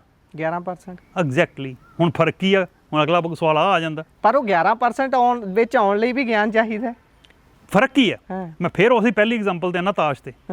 ਕਈ ਬੰਦੇ ਹੁੰਦੇ ਨਾ ਤਾਸ਼ ਖੇਡਦੇ ਆ, ਉਹ ਫੈਂਟੀ ਮਾਰਦੇ ਆ ਉਹ ਆਪਣਾ ਪੱਤੇ ਲਾ ਲੈਂਦੇ, ਉਹਦੇ ਨਾਲ ਤੁਸੀਂ ਤਾਸ਼ ਖੇਲੋਗੇ, ਕਿੰਨੇ ਚਾਂਸ ਤੁਹਾਡੇ ਜਿੱਤਣ ਦੇ? ਨੋ, ਉਹਨੇ ਲੈ ਜਾਣਾ ਤੁਹਾਡਾ ਸਭ ਕੁਝ ਲੁੱਟ ਕੇ, ਗੇਮ ਕਰਤੀ। ਸਿਮਿਲਰਲੀ ਟ੍ਰੇਡਿੰਗ ਦੇ ਵਿੱਚ ਵੀ ਜਿਹੜੇ 11% ਬੰਦੇ ਉਹ ਹਾਈਲੀ ਪ੍ਰੋਫੈਸ਼ਨਲ ਬੰਦੇ, ਜਿਹੜੇ ਮੋਬਾਈਲ ਤੋਂ ਕਰ ਲੂਗੇ, ਲੈਪਟਾਪ ਤੋਂ ਕਰ ਲੂਗੇ। ਤੁਸੀਂ ਜਿਨ੍ਹਾਂ ਨੇ 500 ਬੰਦੇ ਕੰਪਿਊਟਰ ਲਾ ਕੇ ਬੈਠੇ ਆ, ਪ੍ਰੋਪਰ ਪ੍ਰੋਫੈਸ਼ਨਲ ਵੇ ਨਾਲ ਸੈਟਅਪ ਬਣਾ ਕੇ ਲੱਗੇ ਆ, ਤੁਸੀਂ ਉਹਦੇ ਨਾਲ ਕੀ ਮੁਕਾਬਲਾ ਕਰ ਲੈਣਾ? ਇਹ ਸਿੰਪਲ ਉਹੀ ਗੱਲ ਆ ਵੀ ਦੋ ਧਿਰਾਂ ਦੀ ਲੜਾਈ ਆ। ਜ਼ੀਰੋ ਸਮ ਗੇਮ ਹੈ ਤਾਂ ਦੋ ਧਿਰਾਂ ਦੀ ਲੜਾਈ ਹੈ ਨਾ। ਇੱਕ ਧਿਰ ਕੋ ਹੈਗੀਆਂ ਲਾਠੀਆਂ, ਇੱਕ ਦੇ ਕੋ ਹੈਗਾ AK-47 ਤੇ LMG, ਕਿਹਨੇ ਜਿੱਤਣੀ ਹੈ? Simple common sense. ਤੇ ਆਪਾਂ ਸਿੱਧੀ ਗੱਲ, ਅਲਟੀਮੇਟਲੀ ਸਟਾਕ ਮਾਰਕੀਟ ਤੋਂ ਲੈਣਾ ਕੀ? ਆਪਾਂ ਪੈਸੇ ਕਮਾਣੇ ਨਾ। ਤੇ ਜਦੋਂ ਪੈਸੇ ਕਮਾਉਣ ਦਾ ਸਾਡੇ ਕੋਲ ਸ਼ੋਰ ਸ਼ਾਰਟ ਰਸਤਾ ਹੈਗਾ ਮਿਊਚੁਅਲ ਫੰਡ ਦੇ ਥਰੂ, ਜਿਹ 'ਚ ਪੀਸ ਆਫ ਮਾਈਂਡ ਵੀ, ਆਪਣਾ ਕੰਮ ਧੰਦਾ ਵੀ ਦੇਖ ਸਕਦੇ, ਪਰਿਵਾਰ ਵੀ ਦੇਖ ਸਕਦੇ ਹਾਂ, ਤੇ ਆਪਾਂ ਉਸ ਰਸਤੇ ਜਾਣਾ ਕਿਉਂ ਜਿੱਥੇ ਬਰਬਾਦੀ 100% ਸਾਡੀ ਹੋਣੀ? ਉਸ ਰਸਤੇ 'ਚ ਪੈਣਾ ਕਾਹਨੂੰ ਜਿੱਥੇ ਆਪਣਾ ਪੀਸ ਆਫ ਮਾਈਂਡ ਵੀ ਗਵਾਚ ਜਾਣਾ, ਫੈਮਿਲੀ ਲਾਈਫ ਵੀ ਡਿਸਟਰਬ ਹੋ ਜਾਣੀ। ਮੈਂ ਟੋਟਲੀ ਇਹ ਗੁਰੇਜ਼ ਕਰਦਾ। ਫਿਰ ਵੀ ਜਿੱਦਾਂ ਰੱਬ ਨੇ ਹਰ ਕਿਤੇ ਕੰਨ 'ਚ ਫੂਕ ਮਾਰੀ ਨਾ, ਤੇਰੇ ਨਾਲ ਸਿਆਣਾ ਦੁਨੀਆ 'ਚ ਬੰਦਾ ਕੋਈ ਨਹੀਂ, ਉਹਨੂੰ ਇਹ ਹੁੰਦਾ ਮੈਂ 11% 'ਚ ਆ ਜਾਊਂਗਾ। ਇਹ ਵੀ ਹੁੰਦਾ। ਉਹਨਾਂ ਨੂੰ ਵੀ ਮੈਂ ਤਰੀਕਾ ਦੱਸ ਦੇਣਾ ਵੀ ਕਿੱਦਾਂ ਕਰਨਾ। ਸਪੋਜ਼ ਤੁਸੀਂ ਟ੍ਰੇਡਿੰਗ ਕਰਨਾ ਚਾਹੁੰਦੇ ਹੋ, ਤੁਹਾਡੇ ਕੋਲ ਲੱਖ ਰੁਪਈਆ, ਮੈਂ ਫਿਰ ਉਹਨਾਂ ਨੂੰ ਇਹੀ ਗਾਈਡ ਕਰੂੰਗਾ, ਤੁਸੀਂ ਲੱਖ ਰੁਪਈਆ ਇਕੱਠਾ ਸਟਾਕ ਮਾਰਕੀਟ 'ਚ ਰਿਸਕ ਤੇ ਨਹੀਂ ਲਾਉਣਾ। ਤੁਸੀਂ ਉਹਨੂੰ 20 ਕਿਸ਼ਤਾਂ 'ਚ ਵੰਡ ਲੈਣਾ, 5-5 ਹਜ਼ਾਰ ਦੀਆਂ। ਇੱਕ ਵਾਰੀ ਜਦੋਂ ਸੌਦਾ ਕਰਨਾ, 5,000 ਤੋਂ ਵੱਡਾ ਰਿਸਕ ਨਹੀਂ ਲੈਣਾ। ਜਦੋਂ ਤੁਹਾਡਾ ਉਹ 5,000 ਹਾਰ ਗਏ, ਤੁਸੀਂ ਅਗਲਾ 5,000 ਲੈਣਾ। ਜੇ 5-5 ਹਜ਼ਾਰ ਕਰਕੇ ਤੁਹਾਡਾ 20 ਵਾਰੀ ਤੁਸੀਂ ਹਾਰ ਗਏ, ਤੁਹਾਡੇ ਪੈਸੇ ਜ਼ੀਰੋ ਹੋ ਗਏ, ਤਾਂ ਕਾਟਾ ਮਾਰ ਦਿਓ। ਜ਼ਿੰਦਗੀ 'ਚ ਟ੍ਰੇਡਿੰਗ ਨਹੀਂ ਕਰਨੀ। ਉਹ 1 ਲੱਖ ਰੁਪਇਆ ਤੁਹਾਡੀ ਹੋ ਗਈ ਟਿਊਸ਼ਨ ਫੀਸ, ਤੁਸੀਂ ਸਿੱਖ ਚੁੱਕੇ ਹੋ। ਹਾਂ ਵੀ ਤੁਸੀਂ ਇਸ ਕੰਮ 'ਚ ਕਾਮਯਾਬ ਨਹੀਂ ਹੋ ਸਕਦੇ। ਕੰਨਾਂ 'ਚ ਜਿਹੜੀ ਰੱਬ ਨੇ ਫੂਕ ਮਾਰੀ ਸੀ ਉਹ ਨਿਕਲ ਗਿਆ ਵੀ ਦੁਨੀਆ ਜ਼ਿਆਦਾ ਅੱਗੇ ਤੋਂ ਅੱਗੇ ਬੈਠੀ ਹੈ। ਇਸ ਕਰਕੇ ਜਿਹੜਾ ਸ਼ੋਰ ਸ਼ਾਰਟ ਰਸਤਾ ਮਿਊਚੁਅਲ ਫੰਡ ਦਾ, ਉੱਧਰ ਹੀ ਜਾਓ। ਇਹੀ ਤਰੀਕਾ ਹੈਗਾ ਇਸ ਮਾਰਕੀਟ ਦੇ ਵਿੱਚ ਪੈਸੇ ਕਮਾਉਣ ਦਾ। ਸੋ ਸਚਦੇਵਾ ਜੀ, ਸਵਾਲ ਤਾਂ ਹੋਰ ਵੀ ਬਹੁਤ ਨੇ, ਪਰ ਸਮੇਂ ਦੀ ਕਿੱਲਤ ਹੋਣ ਕਰਕੇ ਆਪਾਂ ਇੱਥੇ ਹੀ ਬ੍ਰੇਕ ਲਵਾਂਗੇ। ਤੁਹਾਡਾ ਸਮੇਂ ਦੇ ਵਿੱਚੋਂ ਮੁੜ ਤੋਂ ਆਪਾਂ ਸਮੇਂ ਦੀ ਆਸ ਕਰਾਂਗੇ, ਤੁਸੀਂ ਫਿਰ ਸਮਾਂ ਦੇਵੋਗੇ ਤਾਂ ਆਪਾਂ ਇਸ ਤੇ ਹੋਰ ਡਿਟੇਲ ਦੇ ਨਾਲ ਜਾਵਾਂਗੇ, ਕਿਉਂਕਿ ਸਵਾਲ 'ਚੋਂ ਸਵਾਲ ਨਿਕਲਦਾ ਰਹਿੰਦਾ, ਤੁਸੀਂ ਜਵਾਬ ਦੇਈ ਜਾਣੇ ਆ, ਸਵਾਲ ਹੋਰ ਆਈ ਜਾਣੇ ਆ। ਪਰ ਤੁਹਾਡਾ ਜਿਹੜਾ ਸਮਾਂ ਹੈ ਬਹੁਤ ਕੀਮਤੀ ਹੈ, ਤੁਸੀਂ ਸਮਾਂ ਦਿੱਤਾ, ਉਸ ਦੇ ਲਈ ਬਹੁਤ ਰਿਣੀ ਆ। ਧੰਨਵਾਦ। ਸਤਿ ਸ਼੍ਰੀ ਅਕਾਲ। ਥੈਂਕ ਯੂ ਜੀ, ਥੈਂਕ ਯੂ। ਸੋ ਇਹ ਸਨ ਸਾਡੇ ਨਾਲ ਸਚਦੇਵਾ ਸਾਹਿਬ, ਜਿਨ੍ਹਾਂ ਨੇ ਸਾਰੀ ਜਾਣਕਾਰੀ ਸਾਡੇ ਨਾਲ ਸਾਂਝੀ ਕੀਤੀ ਹੈ ਕਿ ਆਖਿਰਕਾਰ ਸਟਾਕ ਮਾਰਕੀਟ ਹੁੰਦੀ ਕੀ ਹੈ, ਕਿਵੇਂ ਸਾਨੂੰ ਪ੍ਰਭਾਵਿਤ ਕਰਦੀ ਹੈ, ਮਿਊਚੁਅਲ ਫੰਡ ਕੀ ਹੈ, FD, ਗੋਲਡ, ਰੀਅਲ ਏਸਟੇਟ ਜਿਹੜੇ ਨੇ, ਇਹਨਾਂ ਸਾਰਿਆਂ ਦੇ ਵਿੱਚੋਂ ਪੁਖਤਾ ਤਰੀਕੇ ਦੇ ਨਾਲ ਕਮਾਈ ਕਿੱਥੋਂ ਹੋ ਸਕਦੀ ਹੈ, ਐਸੈਟਸ ਤੇ ਲਾਇਬਿਲਿਟੀ ਦੇ ਵਿੱਚ ਉਲਝ ਕੇ ਰਹਿ ਜਾਣਾ ਕੀ ਹੁੰਦਾ ਹੈ, ਜਾਂ ਇੱਕ ਬਿਲਕੁਲ ਨਵੇਂ ਕਿਸਮ ਦੇ ਵਿਅਕਤੀ ਨੂੰ ਇਸ ਫੀਲਡ 'ਚ ਕਿਵੇਂ ਆਉਣਾ ਚਾਹੀਦਾ ਹੈ, ਜਾਂ ਜਿਹੜੇ ਬੱਚੇ ਨੇ ਹਾਲੇ ਨਵੀਂ ਨੌਕਰੀ ਦੀ ਸ਼ੁਰੂਆਤ ਕਰਦੇ ਨੇ, ਉਹ ਆਪਣੇ ਭਵਿੱਖ ਨੂੰ ਕਿਵੇਂ ਸੁਨਹਿਰਾ ਬਣਾ ਸਕਦੇ ਨੇ, ਉਹ ਸਾਰੀ ਗੱਲਬਾਤ ਹੋਈ ਹੈ। ਗੱਲਬਾਤ ਤੁਹਾਨੂੰ ਕਿਵੇਂ ਦੀ ਲੱਗੀ ਹੈ? ਆਪਣੇ ਵਿਚਾਰ ਹੈ ਟਿੱਪਣੀਆਂ ਸਾਂਝੀਆਂ ਜ਼ਰੂਰ ਕਰਿਓ। ਧੰਨਵਾਦ। ਸਤਿ ਸ਼੍ਰੀ ਅਕਾਲ।